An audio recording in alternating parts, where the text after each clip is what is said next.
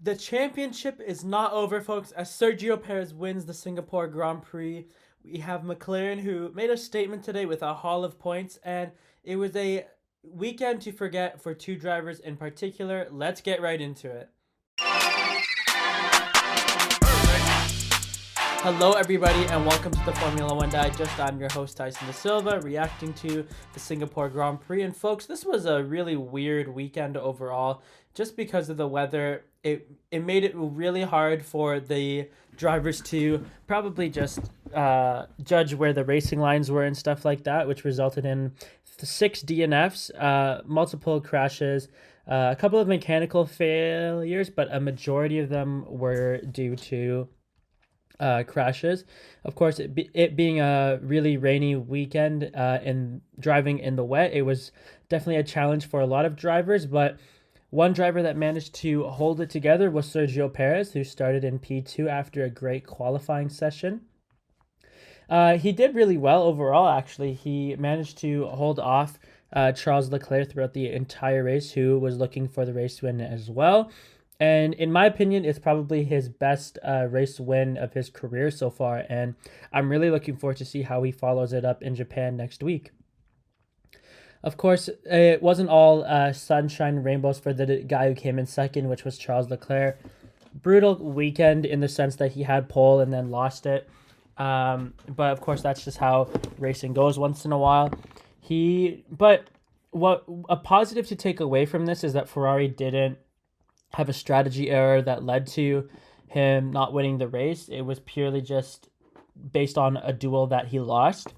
So yeah, overall, for Charles Leclerc, he's probably going to look to keep whatever momentum he has going into Japan, and we'll probably hopefully look for a race win. Of course, we had a couple of guys who were standout drivers this weekend, and I'd like to give a special shout out to Fernando, Alonso, and Sebastian Vettel. Of course, Fernando is now the longest or has the most amount of race starts of all time with 350. He wanted to make it a really special one, and he made it special by DNFing, folks. It was a little brutal in that sense, but he did have a really good duel with Max Verstappen, who was looking to make his way up the grid after having a very unsuccessful qualifying round on Saturday. And up until Fernando had his mechanical issue, it was a really good duel. And of course, Max looking up to Fernando growing up, it was really fun to watch that. We had a lot of battles throughout the weekend, and of course, Max, it was in the middle of seemingly all of it.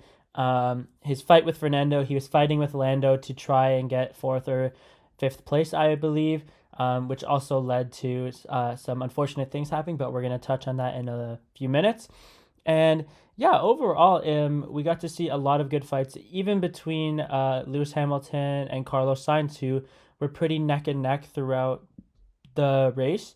I thought that Lewis probably could have passed Carlos because Carlos just didn't seem to have his mojo going into this race, which was really strange because he was really strong in the practice sessions. So maybe it's the conditions of the weekend, but yeah, Carlos wasn't a very standout driver. But looking at the McLaren team in general, they had a pretty superb end to the weekend.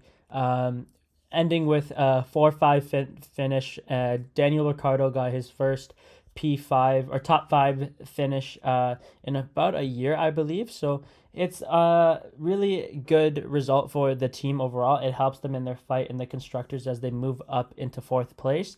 If they can continue this momentum into Japan, they can definitely extend their lead.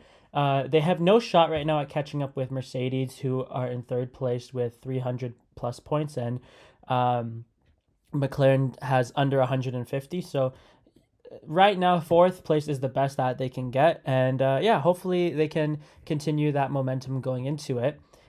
This is a really good outcome, I think, for Daniel Ricciardo because he's looking to, of course, fight for his F1 career. He's looking to stay in the Formula One grid.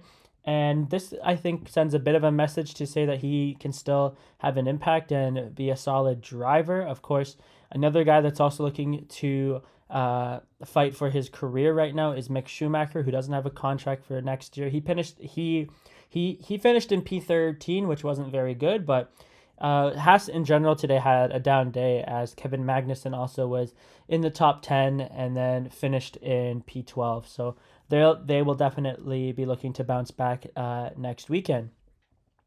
But it wasn't a bad race, all things considered, for the Haas team, but it was a bad race for two drivers in particular, and that is Max Verstappen and Lewis Hamilton. Max Verstappen's weekend was crazy, to say the least. He had a really weird end to his qualifying session, as he attempted to do a second a flying lap, which would have been his last lap for the qualifier, and then he aborted it to try again, but he wouldn't have had enough fuel, which would have resulted in a grid penalty, so he had to abort that lap as well, much to his confusion, because he wasn't sure what was going on. And then in the race, he started in P8 and was basically, like I said, he was just up and down the entire grid fighting. He had a terrible start. I believe he was P13 or P12 at the start of the race, after having a issue with his start. I believe he went into anti-stall, and he managed to work his way up, but then ended up having a major lockup when trying to overtake Lando Norris towards the latter half of the race. And that resulted in him falling again to 12, and he had even more work to do. Of course, he managed to bounce back and finished in P7. But overall, it was just a weird week for Max. And if you ask me, I think he was probably due for an off week, just because he really wasn't able to... just because he's been so dominant in the last 5 races, everything seems to have gone his way. I think this was a bit of things just evening out for him. So we'll look to see how he bounces back next week. This means that the championship is still not decided. He still has a 100+ point lead on Charles Leclerc, who's in second. So it's really only a matter of time until he wins. So we will continue to monitor everything that goes on with him as we head into Japan. But his title rival last year as well, Lewis Hamilton, also just had a terrible race weekend, as he was pushing again in qualifying. And in my opinion, I thought he would have gotten pole, but it ended up going to Charles, and I was really shocked when he came in P3.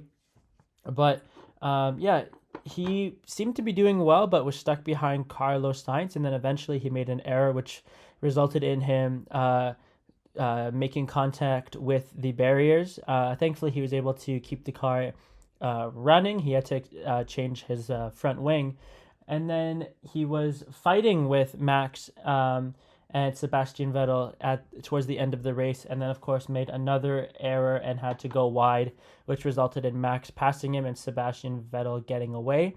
So overall, it wasn't the best race for for Lewis. He even said that his tires were an issue throughout the race.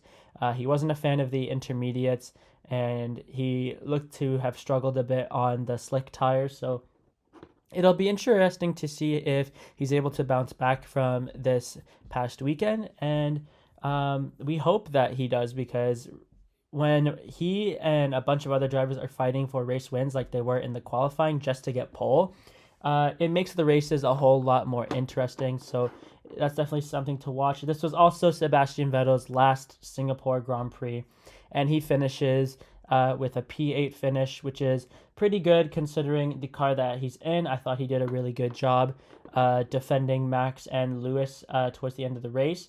But yeah, overall, not a bad way for him to finish his last race in Singapore. If you guys have made it this far, thank you very much for watching. Don't forget to like, comment, subscribe, all that good stuff. We're going to be following any any driver changes that happen throughout the week. We're still waiting to hear if there's going to be a change at Alpine, AlphaTauri. There's a whole lot more seats to still be decided, so we'll be following all of that, and we will see you guys in the next one.